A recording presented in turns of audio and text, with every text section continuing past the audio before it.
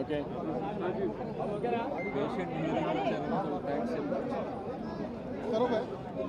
అందరికీ నమస్కారాలు. ఈరోజు నేను అదేవిధంగా జనసేన అధినేత పవన్ కళ్యాణ్ గారు ఎలక్షన్ కమిషన్ కలిసాం. అన్ని విషయాలు కూడా చాలా స్పష్టంగా వారికి ఎక్స్ప్లెయిన్ చేశాం.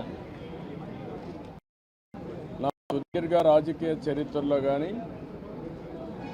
పవన్ కళ్యాణ్ గారు కూడా రాజకీయాల్లోకి రావడమే కాకుండా రాజకీయాలను వాచ్ చేస్తూ ఉండడం కానీ ఇవన్నీ చూసిన తర్వాత ఎప్పుడూ జరగనటువంటి అరాచకాలు జరుగుతున్నాయి.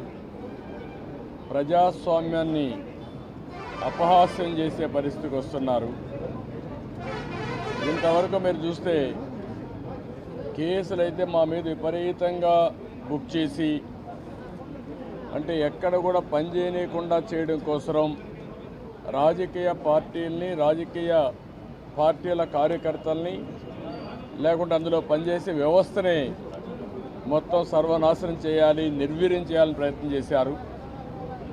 ఇప్పుడు ప్రజల్లో ఉండే తిరుగుబాటు చూసిన తర్వాత హోల్సేల్గా ఓటర్స్ అందరినీ మార్చేయడం, దొంగ ఓట్లు వేసుకోవడం ఇలాంటివి చేస్తే తప్ప సాధ్యం కాదనే కన్క్లూజన్కి వచ్చారు. ఈరోజు ఒక ఎగ్జాంపుల్ ఇచ్చాం. ఒక్క చంద్రగిరిలో ఫామ్ 6 కింద 1,15,000 ఓట్లు ఇచ్చారు. దాంట్లో దగ్గర 33,000 ఓట్లు ఆమోదించారు. దాంట్లో వేరే నియోజకవర్గంలో విత్ ఎవిడెన్స్ అన్నీ కూడా మేము పెట్టాం. అన్నీ కూడా వారికి ఎక్స్ప్లెయిన్ చేశాను. అదే మరిగా స్టేట్ ఎలక్షన్ కమిషనర్ ఆ రోజు పడిన అవస్థ కానీ కడాన ఆయన డ్యూటీ కండక్ట్ చేయడానికి ఆయన విధి నిర్వహించడానికి సెంట్రల్ హోమ్ మినిస్టర్ని అడిగాడు ప్రొటెక్షన్ కోసం. కుటుంబాన్ని ఆయనకు సెక్యూరిటీ కావాలని అడిగే పరిస్థితి అవి కూడా ఇచ్చాం. ఫైనల్గా మేము రిక్వెస్ట్ చేసింది వారిని ఒకటే చెప్పాం. ఏదైతే ఎలక్షన్ డ్యూటీ కేసే ఆఫీసర్ని సెలక్షన్ ప్రాసెస్లో కాకుండా ఆల్ ఇండియా లెవెల్లో చేసే బెస్ట్ ప్రాక్టీసెస్లో ఎంపిక చేసుకోవాల్సిన అవసరం ఉంది. ఈరోజు సెలక్షన్ ప్రాసెస్ ఎందుకన్నానంటే ఆల్ ఇండియా లెవెల్లో టీచర్స్ని, గవర్నమెంట్ ఆఫీసర్స్ని, అనుభవం ఉండే వ్యక్తులు పెట్టుకుంటారు. వాళ్ళందరినీ లేదని చెప్పి మేము ఇవ్వలేమని గవర్నమెంట్ చెప్పి కడాన ఎన్నికలను అపహాస్యం చేసే విధంగా సచివాలయ స్టాఫ్తో వాళ్ళు కండక్ట్ చేయాలని ప్రయత్నం చేస్తున్నారు. అంటే ఇటీవల వీళ్ళు నామినేట్ చేసిన వ్యక్తులతో పెట్టుకొని వీళ్ళు చేసే అన్ని తప్పుడు పనులు వాళ్ళ దగ్గర చేయించాలని. అదే సమయంలో మీరు చూస్తే విఎల్ఓలుగా అంటే బూత్ లెవెల్ చేసే ఎక్కడ కూడా ఒక్క మిస్టేక్ కూడా ఉండేది కాదు. That is their duty. దానిపైన చాలా స్పష్టంగా ఆదేశాలు కూడా ఉన్నాయి. ఎవరన్నా కానీ డ్యూటీ స్పష్టంగా చేయలేకపోతే వాళ్ళని యాక్షన్ తీసుకోవడం, ఇంక్రిమెంట్స్ కట్ చేయడం, ఉద్యోగాలు తీసేయడం అన్నీ ఉంటాయని భయపడిపోయేవాళ్ళు. ఈరోజు ఎవరు చేస్తున్నారంటే కడాన మహిళా పోలీస్ 2,600 మంది బిఎల్ఓని మహిళా పోలీసులు పెట్టేశారు.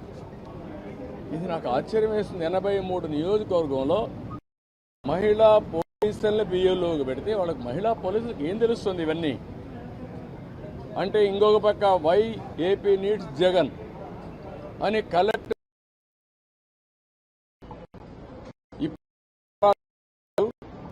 రాతి యుగానికి వస్తున్నారు.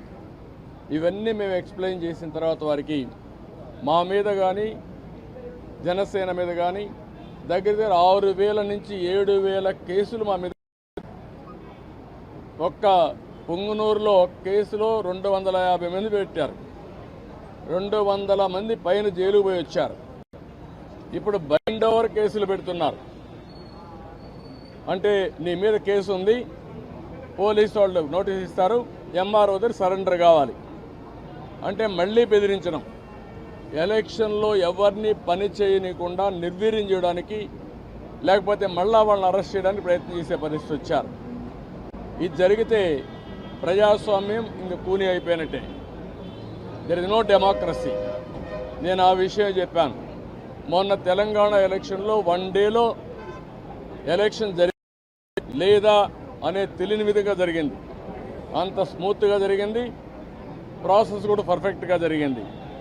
ఈరోజు ఆంధ్రప్రదేశ్లో అక్కడ ఇంత ఓటర్స్ ఎన్యూమరేషన్ ఫ్రాడ్ జరిగిందని, బిఎల్ఓలు తప్పులు చేశారని, టీచర్లు తీసేశారని ఎక్కడ కంప్లైంట్స్ లేవు. భారతదేశ చరిత్రలో ఫస్ట్ టైం ఇవన్నీ వస్తున్నాయి. మేమన్నీ డీటెయిల్డ్గా ఎక్స్ప్లెయిన్ చేశాం. ఓపికగా విన్నారు, చాలా ఫర్మ్గా కూడా చెప్పారు. మేము ప్రజాస్వామ్యాన్ని కాపాడడానికి అన్ని విధాల ప్రయత్నం చేస్తాం, ఎక్కడ కాంప్రమైజ్ కాం, రిజల్ట్స్ మీరే చూస్తారని హామీ ఇచ్చారు. వారు ఇచ్చిన హామీలో నేను ఒకటే అనుకుంటున్నాను, ఎలక్షన్ కమిషన్ అవసరమైతే సెంట్రల్ పోలీస్ అబ్జర్వర్స్ని పంపించాలి, సెపరేట్ సెల్ పెట్టాలి. అవన్నీ పెట్టి ఎక్కడికక్కడ మానిటర్ చేసి ఎలాంటి అవకతవకలు జరగకుండా ఇప్పుడు ఫైనల్ లిస్ట్ వచ్చే కొందికి వినపడలేదా?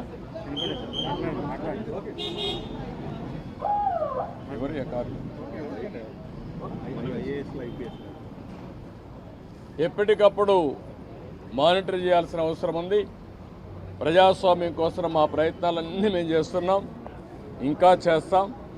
దాని గురించి సందేహం లేదు. ఒక్క ఓటు దొంగ ఓటున్న ఎలక్షన్ కమిషన్ దృష్టికి ఎప్పటికప్పుడు తీసుకుపోవడమే కాకుండా వీళ్ళు చేసే ప్రతి ఒక్క తప్పుడు పనిని మేము ప్రతిఘటిస్తాం, ప్రజాస్వామ్యాన్ని పరిరక్షించుకుంటాం. అదే సమయంలో ఎవరిని వదిలిపెట్టాం. కడాన కోర్టుకు కూడా వెళ్ళి తప్పు చేస్తే మాత్రం శిక్ష పడే వరకు ముందుకు పోతామని చెప్పి విజ్ఞప్తి చేస్తున్నా. We are confident. ఎలక్షన్ కమిషన్ అయితే పేషెంట్గా వినడమే కాకుండా వారు 5 కోట్ల మంది కంటే 4 కోట్ల ఓటర్స్ ఉన్నారు. వారందరికీ ఒక భరోసా ఇచ్చినట్టు వాళ్ళు భరోసా ఇచ్చారు. అది అమలవుతుందనే ఆశాభావంతో ముందుకు పోతున్నాం. తెలంగాణలో వేసిన ఓటర్లు చాలా మంది ఏపీలో కూడా ఓటు నమోదు చేస్తున్నారు. రీఎంట్రీ ఓట్లు ఎక్కువ